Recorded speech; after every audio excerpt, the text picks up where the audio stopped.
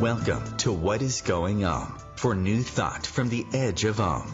Each week on OMTimes' flagship radio show, veteran broadcaster, author, and media consultant Sandy Sedgbeer conducts thought-provoking interviews with inspirational authors, artists, musicians, scientists, speakers, and filmmakers who are working at the point where spirituality and science meet consciousness at the very edge of Om. Here is your host, Sandy Sedgbeer. Hello. Well, award-winning author and researcher Dawson Church hears the life stories of people who attend his workshops.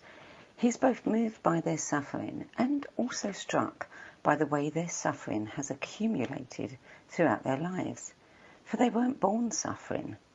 As toddlers, he says, they knew how to laugh, love, and play, but then negative experiences gradually moved them from the spontaneously joyful childhood state to the worried, diminished, stressed adult state. If that sounds familiar to you, stay tuned, because in this episode, Dawson Church is going to reveal how we can reverse this process. Dawson Church, welcome. Sandy, so good to be here. Thank you, and I so appreciate that introduction, and we will do just that. Absolutely.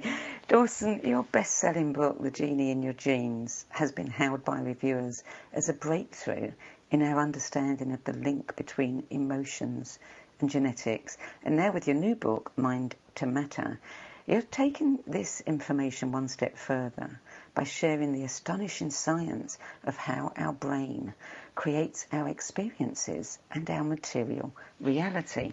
Before we delve deeply into that, I'm curious to know what first sparked your interest in this arena. Well, I had some formative experiences, Sandy. When I was a teenager, I joined a spiritual community, and I meditated a lot when I was 15, 16, 17 years old, and I also learned healing techniques, and I watched people heal very quickly with energy healing. Remember once seeing someone who had a puncture wound in their finger from a nail gun misfire that had gone through their thumbnail and had gone all the way through their thumb, pretty painful injury.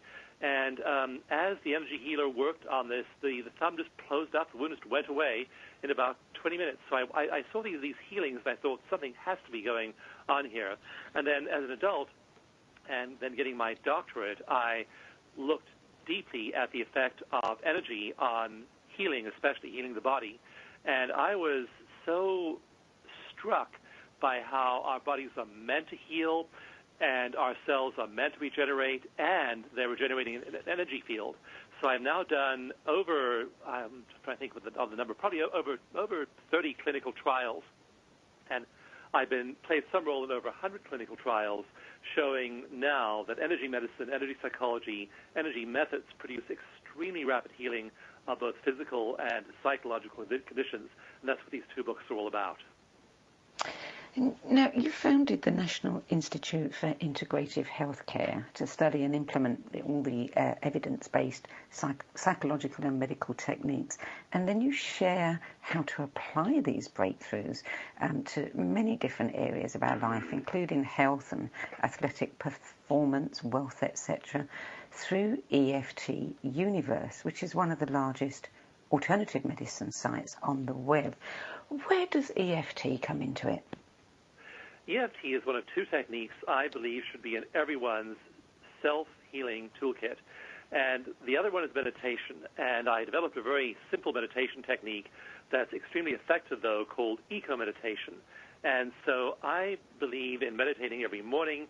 This morning I meditated, Sandy. Every morning I meditate. And what we're finding is that as you meditate, you start to literally shift the way your brain functions. But then you finish your meditation, your day starts, you check your email, you check your Facebook, you go to work, you do all the things you do. Kids, like one lady was saying, I'm just so burned out. I don't know about my kids and my work and all the stress in my life. I don't know what to do. So you need EFT to return you to that baseline of well-being that you established during your morning meditation. And so EFT just simply uses tapping with your fingertips on acupuncture points, and this technique called acupressure tapping is really effective, and we have now over 100 clinical trials showing that it alleviates about 2/3 of pain in about 20 minutes of tapping, so you don't need to necessarily do anything other than just use acupressure to release most pain. It's effective for anxiety. There are over 30 studies now showing that it works for anxiety, it works for depression, it works for phobias, it works for sports performance, it works for business performance, it certainly works for relationships, and it's great for weight loss. We've now had over 1,000 people go through our online weight loss program, and the research shows that not only do they lose weight when they use acupressure, but in the year after they finish the program, they keep on steadily losing 1 to 2 pounds a month. So they wind up, after a year and 2 years and 3 years, they wind up quite a bit lighter than they were when they began to use this. So it's really effective. EFT is really effective for all those kinds of things because stress is a component of all those problems. For those who are not familiar with EFT, I mean, you mentioned acupuncture. Tell us, how it works. It works very simply, and we can now tell using advanced imaging equipment what's going on in the brain. And MRI studies and EEG studies essentially use an MRI or an EEG to find out what's happening both on the surface of the brain and inside the brain. And in the center of the brain is the limbic system or midbrain, and that is responsible for emotion. So when you feel an emotion, when you feel fear, when you feel love, when you feel resentment, when you feel happiness, that part of the brain is all lit up. And what we find in these imaging studies is that when people are remembering a bad event, now again, the bad event may have happened in their childhood. They may have been injured or hurt or bullied or had some kind of adverse event when they were 3 or 5 or 7 or 9 years old. When they remember that event, the emotional midbrain lights up even though they're safe now. So now this person's 45 years old. One lady, in fact, had been abused as a child, as a little girl, had a terrible history of abuse, and then she came out as a lesbian when she was 15 years old and was shunned by her community. And so she lost her whole community, her whole family. No one wanted to talk to her anymore. And she just had many different challenges throughout her life. She was now in her mid-50s. And so, again, the emotional brain is going to be lit up when you're thinking about those memories. But when you do EFT, when you tap, the research shows that the midbrain just calms down. All that emotional all that activation of the midbrain just goes away. So you still have the memory. You don't forget about the thing. You have the memory of the bad thing that happened to you, but you no longer have an emotional reaction to it. And so even, for example, we worked with over 20,000 veterans in our nonprofit, and we've shown now in 7 clinical trials, 7 randomized controlled trials, that all of the emotional triggering that results in PTSD just goes away. They remember the deaths, they remember the dismemberment, they remember the civilians, they remember the wounds, they remember the firefights, they remember all the bad things. So the memories aren't gone, but their emotional reactions to the memories are gone. And so that's why we call it emotional freedom techniques. You no longer have that big reaction in that emotional midbrain, and that then drives hormones, drives heart rate. We're doing a lot of research now on immunity. And as things like stress hormones, like cortisol and adrenaline, go down, helpful, healthy factors like immunoglobulins, which are your main line of defense against bacteria and viruses and environmental threats, those immunoglobulins rise dramatically. So we're now understanding what happens to the body at the level of the cells, at the level of hormones, and at the level of the brain when you practice these techniques.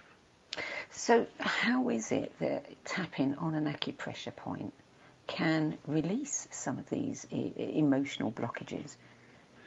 You know, the amazing thing, Sandy, you think that acupressure, these points, people have known about these for at least 5,000 years. We have documented proof that human beings have been using these points for healing for over 5,000 years, and probably goes back a lot longer than that as well.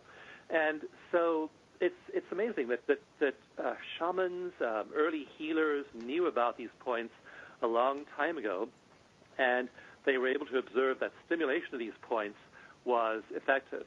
And their energy flows in the body. Nowadays we can measure these with sophisticated instruments like galvanometers. We can measure what's going on the surface of your skin, and we know that those energy currents change. And the energy polarity, one of the really crucial experiments was actually done in 1946 by a pioneering doctor called Harold Saxton Burr.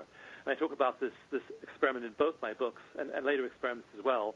But in Mind to Matter, I describe how he did these experiments, and he found that he took women and looked at the electrical activity on their uteruses, and women who had cancer had very different electrical charges on the uterus than women who were cancer-free.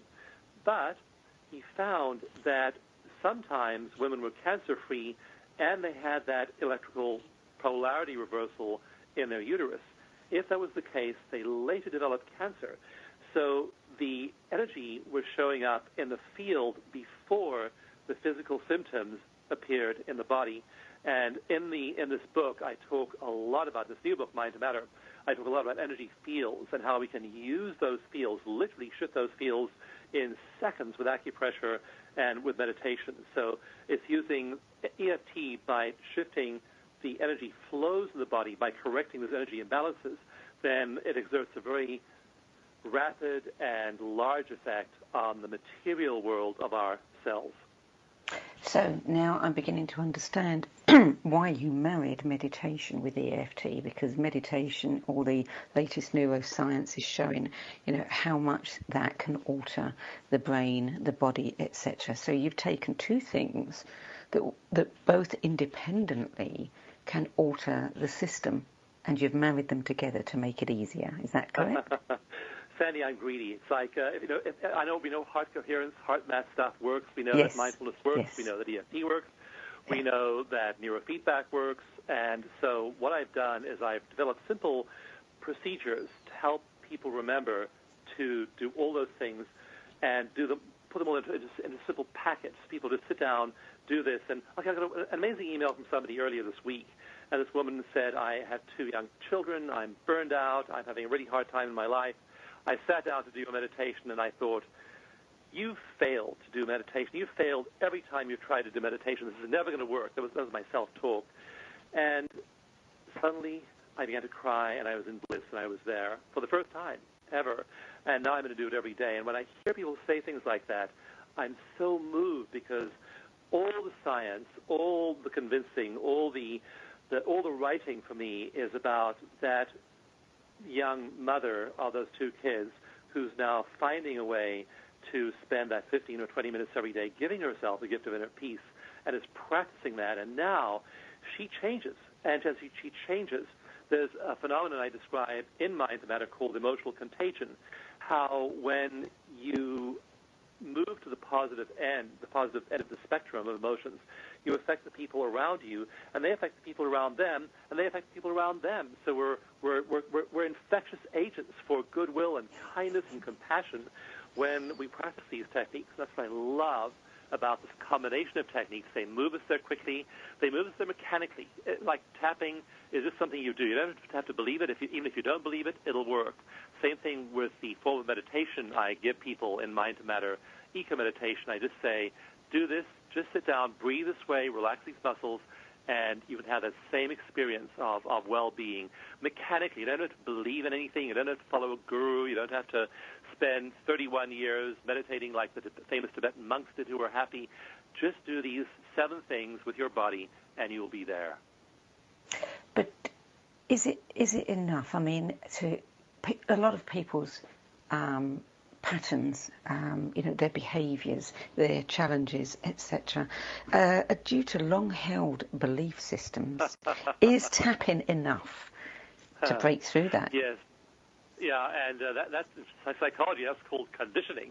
And you have these conditioned responses, and a lot of our lives run on conditioning, which is really handy because that frees up our mental capacity for thinking and for tasks. And there's this part of the whole part, huge chunks of the brain called the default mode network, and that's the part that's just running things unconsciously. So you get in the car, and you find yourself at the grocery store 10 minutes later. They have no idea how you got there. Your default mode network took care of you and got you there and did all those mechanical things. So we have all this conditioning that's super helpful in running our lives. But the problem is when that conditioning is pushing you to think about negative things, to think about, remember insults and problems in the past, to replay traumatic events, to associate your husband and your wife and your children and your parents and your environment, your surroundings with negative things, then that becomes conditioned. And it's not just behavior, it's neurology. If the award, the Nobel Prize-winning research I cover in Mind to Matter summarizes the research showing that if you pass a signal through a neural bundle repeatedly for an hour, the number of synapses in that bundle can double. So you're building up those pathways, and now after you've done that for 3 or 4 or 5 or 10 years, you have a highly conditioned response. And now you're asking, can a little bit of tapping just reverse that? And the answer, surprisingly, is for memory-based things, yes. It doesn't work that simply for every problem, but for problems rooted in memory, it does. You remember the thing and you tap, and there's a phenomenon called memory reconsolidation and extinction, one of the most exciting new avenues of psychological research right now. And it literally shows you can extinguish the emotional charge behind that negative event in moments sometimes with these kinds of therapies. So you don't work on it globally like anxiety or depression. You work on it with individual memories, remembering the bomb blast, remembering the rape, remembering the bullying, remembering the abuse, whatever it might be. But then memory by memory, you clear out that trauma, and then you start to have space for the good things in your life. You're listening to What Is Going On. I'm Sandy Sedgbeer. My guest today is founder of EFTUniverse.com and award-winning researcher and author of The Genie in Your Genes, Dawson Church. We're discussing his new book, Mind to Matter, the astonishing science of how your brain creates material reality. We'll be back in a few moments. Stay tuned.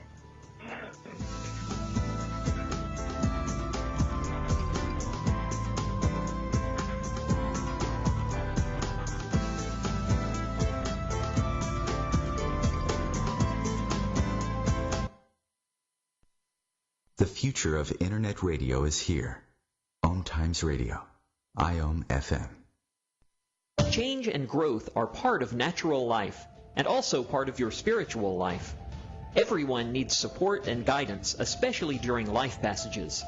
Upgrade yourself with the OMTimes Experts program. With OMTimes Experts, you have access to the best intuitive coaches, spiritual teachers, counselors, astrologists, and oracles. Our team was carefully selected so you can trust. Find out more at experts.omtimes.com. More than 24 million Americans have an autoimmune disorder, and that number continues to grow. I'm Sharon Saylor, and I'm one of those 24 million. To put that number in perspective, cancer affects about 9 million and heart disease up to 22 million. That's why I've brought together top experts and those thriving regardless of their diagnosis to bring you the latest, most up-to-date information. Join me, Sharon Saylor, Friday night, 7 p.m. Eastern, for the Autoimmune Hour on Life Interrupted Radio to find out how to live your life uninterrupted. My name is Meera Batra, and this is How I Live United. Many families have come to America for a better life. I advocate for these families with United Way. United Way empowers them to see opportunities available. We help them get involved with their kids, schools, and network within the community. My name is Meera Batra. I help families see opportunity and succeed. I don't just wear the shirt, I live it. Give, advocate, volunteer, Live United. Go to liveunited.org. Brought to you by United Way and the Ad Council. Welcome back. Dawson Church, let's talk a little bit about the difference between the mind and the brain. One of my favorite topics, Sandy, and it is so interesting. So the materialist view, which has been predominant in our culture, is that, and I'll say this slow, I tend to talk way too fast, so I'll say this slowly.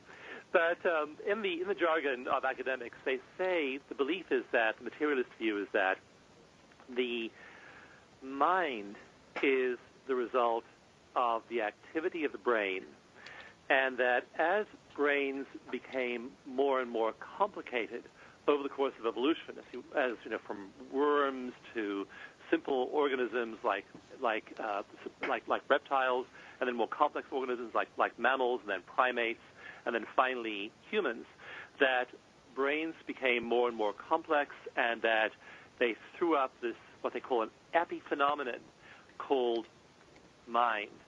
And another famous saying is that mind is what brain does. And that is the old view. And that consciousness is thrown up by the brain. The brain's activity produces consciousness. But what research is now showing is the brain is much more like a receiver or a transducer of information, just the way that the device on which you're listening to this broadcast is bringing in information from somewhere else, and that it's displaying it or you're listening to it in the form that you're doing on your device. But the broadcast is not in the device, and you and I aren't inside that smartphone or that iPad or that laptop on which someone's listening to this program. So the consciousness and mind is not in the brain or produced by the brain any more than this broadcast is being produced by your smartphone. It's coming from somewhere else. And so in the book, I talk a lot about what I call non-local mind. Now, we have local minds. My local mind thinks my name is Dawson Church. My local mind looks around my office, notices I'm wearing a gray shirt and my couch is blue. That's all local mind activity. And we talked about conditioning before the break. And you can be conditioned to think that you are your local mind. And when you ask people who they are and what they do, they'll tell you, I'm a mother, I'm a professor, I'm a teacher, I'm a student, I'm a parent, whatever it is they think their non-local mind is. But we partake of, and a lot of our functioning arises from, non-local mind. And I talk a lot in my book, Mind to Matter, about, especially in Chapter 2, about this new science called emergence. And emergence looks at how spontaneous order arises from complex systems. And so in one example, I have a video, because there are exercises in the book in each chapter which link to videos. And so in one of these videos, there's a flock of birds, and this whole flock is moving in sync. Now, how is it happening that all the birds in the flock move? There are 4 million starlings in this particular flock. How are they all coordinating this complex array of movement? How do fish, schools of fish, organize themselves? How do cities grow up, and how do people organize themselves into communities? And so the science of emergence is how order emerges spontaneously, and it has to do with non-local mind. And so there's non-local consciousness, and our brain is a transducer, a receiver of that non-local mind. And what I'm arguing for strongly in the book is letting go of the activity of your local mind and thinking you are that local self, and embracing the reality of you in non-local mind. And what we see in meditation, when we have people hooked up to EEGs, is we see that all the parts of the brain that have to do with local mind, mostly the front of the prefrontal cortex, that part just goes offline. When they start to meditate, that part shuts down. I no longer mistake myself for this local guy wearing the gray shirt. Suddenly, I move into awareness of non-local mind, just the way those birds always are, the fish always are, and suddenly my life starts to coordinate with all of nature, all of these huge planetary cycles, just the way the birds do or the fish do. And so I'm swimming with the current. I'm moving with the flock. Suddenly I'm in sync, not only with nature, I'm in sync with everyone else and every other thing in nature. And that's the magic of non-local consciousness and non-local mind. And so the brain, as I argue in the book, is not the seat of consciousness. The brain is a receiver of consciousness. And whether you're perpetuating your old conditioning and using your local mind to produce the same suffering you produced yesterday and the day before and the year before that, or you tap and meditate and let go of that conditioning and then allow yourself to merge with that wonderful, benevolent universe in which we all live, suddenly, as you learn to do that, as you now recondition yourself to do that, what we're showing is your brain activity changes, your hormones change, your cells change, and your life experience changes dramatically when you start to live in sync with that universe. So that's just a small perspective of the big arguments in mind to matter. Well, there is a slightly more insidious side to that, because we see, when groups of people are together, we see this atmosphere that seems to be, catching everybody, kind of gets into the same sync with whatever emotion is being expressed. And we see this in hate rallies. It was something that Hitler used to use quite a lot, to influence people. How would we protect ourselves if we want to engage with non-local reality, but we don't want to be influenced by negative thought forms, fields, etc.? How would we protect ourselves? Well, we are being exposed to those possibilities all the time. Hitler, in some of his Nuremberg rallies after he came to power in 1932, he had over 1 million people. So there they were in these huge stadiums shouting, Sieg Heil, raising their arms in the Nazi salute, waves of mass hysteria. And I talk in the book, In Mind to Matter, about how William Shirer, an American journalist, chronicled this mass hysteria. Same thing in the Salem witch trials in the 1700s, and same thing with the Iraq War recently, how the whole of the U.S. was caught up in this mass hysteria and went into a completely unnecessary war that wound up costing trillions of dollars and thousands of lives. So how do people get swept up into this mass hysteria? And I think your question really goes to the heart of it, which is how do you not get swept up in there? And the answer is that you identify with and you join with the energy of positive emotional contagion. So there is this negative emotional contagion. And I, just for example, my wife and I, we lost our home and our office in these huge wildfires that swept through California last year. And on October 9th in the morning, we woke up at 1 a.m. and we had to flee our home. We grabbed our car keys and our phones and ran out the door and escaped as the fire just swept through our valley and destroyed everything in moments. And we just barely got out. And 41 of our neighbors were killed and consumed in the wildfires. It was a terrible, terrible event. And so there are people now, 8 or 9 months later, who are still traumatized by that. We were really traumatized by it for a few days, but we recovered quickly using these things. And we don't. Like I talked to a woman just last week who is still obsessed with the fire and who is still reliving the fire and is still.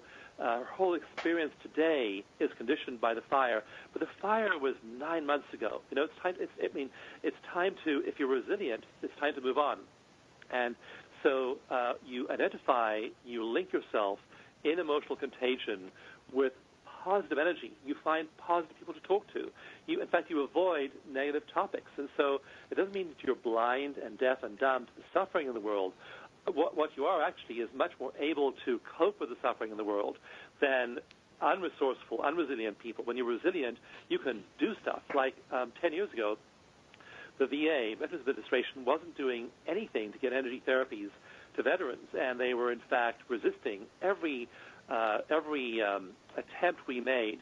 I was testifying before Congress about these therapies. We were doing randomized controlled trials where there was all kinds of evidence these therapies could help veterans with PTSD. And so we just said, what we're going to do? We're going to start our own project and get EFT to veterans. And we did. We now treated over 20,000 veterans through the Veteran Stress Project. And so you don't become uncompassionate, you don't become an automaton. What you do is you're identifying now with these positive energy fields, and you're no longer linked to or being drawn into those negative ones. You see the mass hysteria, you see all the worry, but you align yourself the way those birds do or those fish do with these big positive cycles. And that then becomes your reality. You attract those people as your lovers and friends and wives and husbands, and you have all these people in your community now. You have this community of positive energy, and that's where you are. And that community is powerful. Those people are able to affect social change in a way in which disempowered people are not. And the other thing I would say is in the book I also give you several energy exercises. And these exercises, which you can just get for free in the book, they show you how to protect yourself when you move into a negative physical environment. Like, I don't do well, for example, in crowds or in department stores. I just have my energy system's too sensitive. But I just do 2 energy exercises, and I do these exercises before I walk into a mall or someplace. And suddenly my energy boundaries are clear and strong and firm. I can go in there without being affected by all the chaotic energy washing over me. So there are ways of using energy techniques to protect yourself from those negative energies, and certainly protect your mind from them by immersing yourself in positive media, positive relationships, and generally positive life experiences. Many people are becoming aware now that they are sensitive to things like shopping malls. I mean, shopping malls are awful. You've got so many lights. You've usually got different music blaring out from different, stores. You've got all of the energy of the people in the stores. No wonder children have meltdowns in shopping malls. Could you, do you have time to briefly, share that exercise with us? Sure. While you were saying that, Sandy, I began tapping. Just remembering it was like, oh no, I gotta start tapping. Yeah. So I was tapping even as you were saying. We're just painting that picture. And yeah, so the protective exercise comes from my friend Dawn Eden. I quote her and her husband David Feinstein, a clinical psychologist with whom I've written many papers for peer-reviewed journals. And so it's called a zip up and hook up, and it's simply what you do it right now if you want to, just practice it. It just takes a few seconds. So while you're taking an in-breath, breathe in through your nose, and while you're doing that, just raise your hand between your navel slowly up to the level of your mouth, and as you breathe out through your mouth, move your hand outward from your body, and then repeat the process. So do this 3 times. So breathe in, hands moving up from your belly button, up the center line of your body, all the way up to the level of your mouth as you breathe in through your nose, and then breathe out through your mouth and move your hands outward like they're in a big circle, then back to your navel as you breathe in again. And you do that 3 times. You do it more than 3 times if you want to. And that's called the zip up. And that is like zipping up your energy field, as Donna calls it. Then the hookup is taking the long finger of both hands, so the center of the long finger, put one in your belly button and one hand between your eyebrows, and then as you breathe in through your nose, you lift up gently with both fingers. So you breathe in, lifting up with both long fingers, and then you breathe out through your mouth and relax. So again, your one long finger is in your navel, the other is between your eyebrows. Breathe in through your nose, lift up. Take a nice, long, deep breath, and then breathe out through your mouth and relax. And so that's what you do.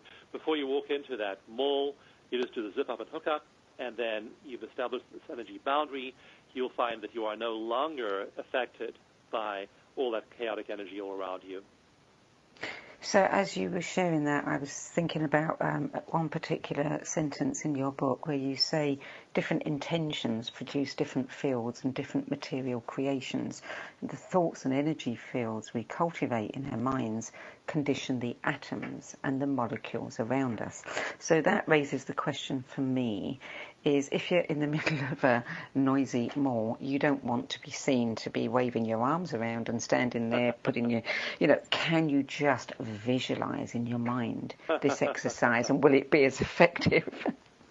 Oh, I'm shameless, Sandy. I tap in public, and it's interesting how often you do see people tapping in public nowadays, and there are people tapping in the Olympics because a lot of athletes are realizing that these techniques are really effective for performance. And so I'll just do the zip up and the hook up in the middle of the mall. I won't care, and no one seems to notice.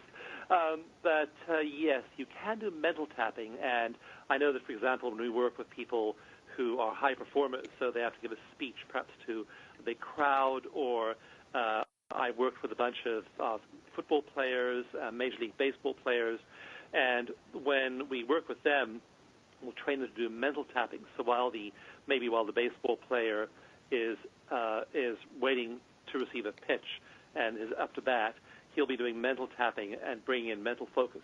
And that focus is powerful. One of my friends is an Olympic athlete, she's a swimmer called Catherine Garceau, and she says, in my sport, the difference between a gold medal and a bronze medal is 1/100th of a second. Think about that. So you don't get a 1/100th of a second faster in relay swimming, which is Catherine's sport. You don't get that by being a better swimmer, because at that top level of competition, if you made it to the Olympics, you're really good. And so you have all these very equally matched athletes there. It's the mental edge you get. And I did one randomized controlled trial with Ohio State University. They're basketball teams. And it was really interesting to watch the basketball players, both men and women, who could just throw the ball in the basket every single time. It wasn't that the ones who couldn't do that, who didn't have the ability to do that, they could do that. They didn't have the mental focus to do that. So some of the athletes weren't able to do that mentally, even though they had that skill physically. See, that's why mental focus is so powerful.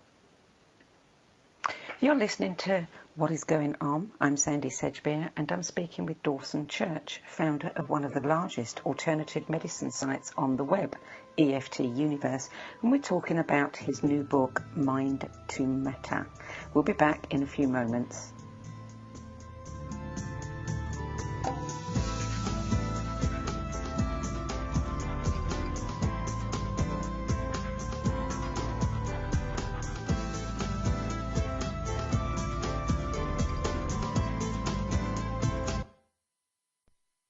The cutting edge of conscious radio, OMTimes Radio, IOM FM.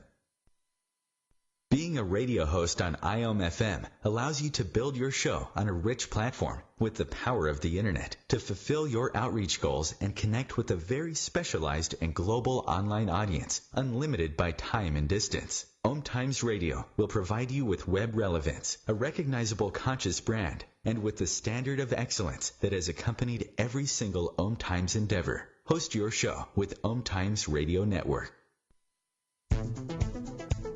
My name is Victor Furman. Some call me The Voice. I've always been fascinated with human nature, spirituality, science, and the crossroads at which they meet. Join me Wednesdays at 8 p.m. Eastern on OMTimes Radio, and we'll explore these topics and so much more on Destination Unlimited.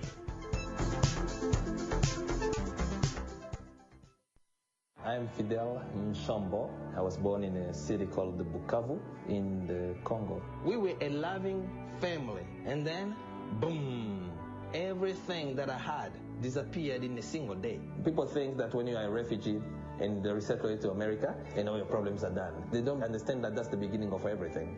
I was not born a refugee. I was made one. It's time we welcome refugee families with open arms. Learn more at embracerefugees.org, brought to you by the Ad Council.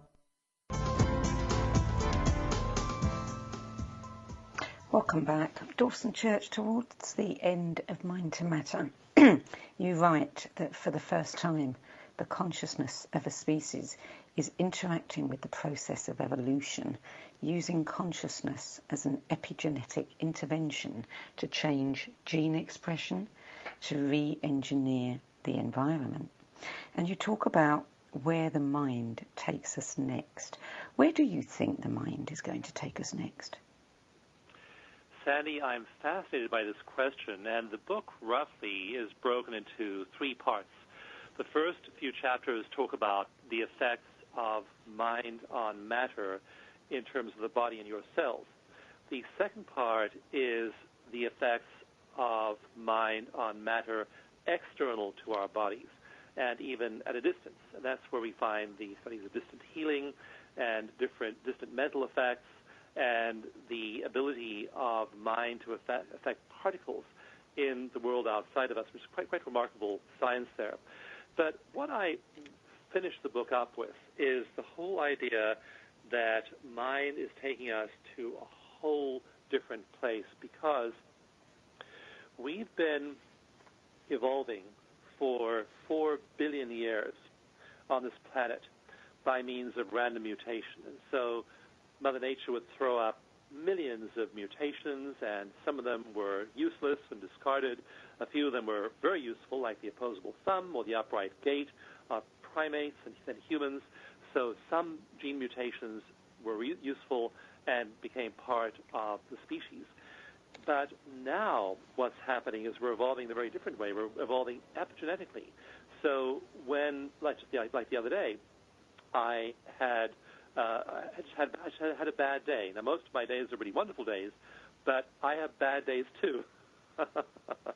Things don't always work out. I may have a disappointment, and I had one. I wasn't feeling very good that day. So my cortisol and adrenaline levels, my brain function, all kinds of physiological things in my body were dysregulated. And so I meditated and I tapped, and I just practiced compassion for me, for Dawson Church. And so I then began to change my own internal chemistry.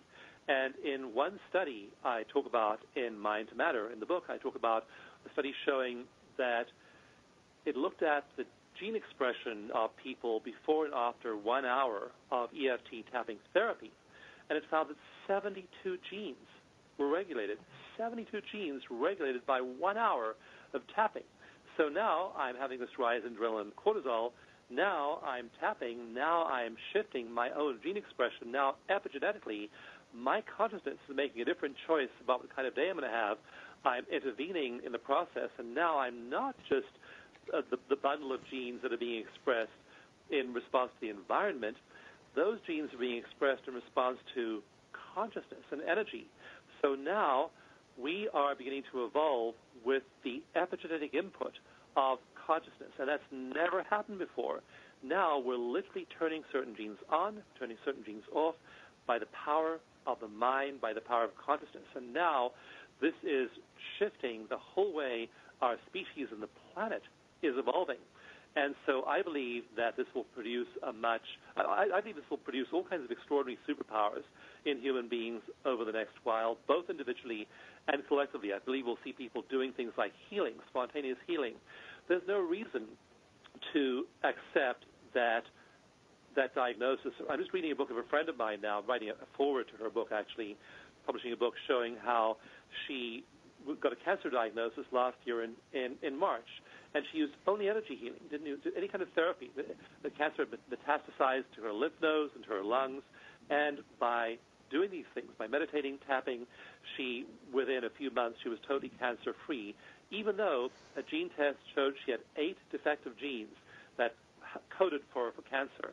And so she was able, with the power of her consciousness, using energy alone, to shift the reality of her body. And a few months later, in this intensive energy work she did, she was cancer-free. So we are now shifting our bodies. And when we begin to shift that way and people begin to have these therapies available to them on an ongoing basis, like the VA now approves EFT for use in VA hospitals and at VA clinics. Kaiser Permanente, a lot of Kaiser chain physicians and nurses use it. So it's now becoming widespread.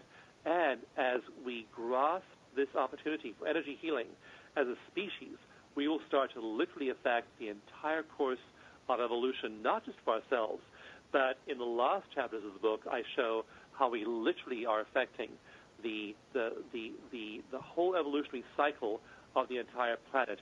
And this is just an amazing, exciting, remarkable time to be alive, when we have the potential to epigenetically shift not just our own bodies, but in terms of evolution, the entire future of planet Earth. And I'm just wildly excited and wildly optimistic about where we're going next. You know, we've talked on this show before about the Global Coherence Initiative, and I would think many of our listeners definitely are familiar with their work, with Bruce Lipton's work, with epigenetics, etc. One of the things that occurs to me as I'm listening to you is perhaps we should have a an international tap-in day. I mean, when we hear in the news of, what we've been hearing the past week or two about the, immigrants and the children, and if people were to jointly tap in together, just to bring a little bit more compassion and humanity to these situations, we could change everything. When I was testifying before Congress a few years back, I was in Washington, D.C. for a few days, and I went and visited quite a number of senators and congressmen, both Republican and Democrat, and Sandy, I could feel the negative energy. It was the Cannon House office building was the particular building I spent most of my time. I could literally feel the negative energy in there, and it wasn't as though these people were bad people. They weren't. They were good people, and it wasn't as though they were dumb people. Just the reverse. They were really smart, but they were trapped in their partisan politics by the need to get reelected. And so I had this vision. I thought, imagine if we surrounded this whole building with positive people and just beam positive, loving, compassionate energy into every single person in that building. Imagine how that might change. So I believe we are doing that in our daily lives all the time. When I wake up and I decide to be a beacon of love and compassion in my world, I'm much nicer to my wife, I'm much nicer to my kids, I'm much nicer to my parents, I'm much nicer to the people around me. And so we are literally shifting the world as we do that. And we have the possibility to shift collective consciousness and be a node in this huge global network, global brain, global consciousness, this non-local being that we're part of. So I believe that we can shift things that way and produce a large effect on the world around us.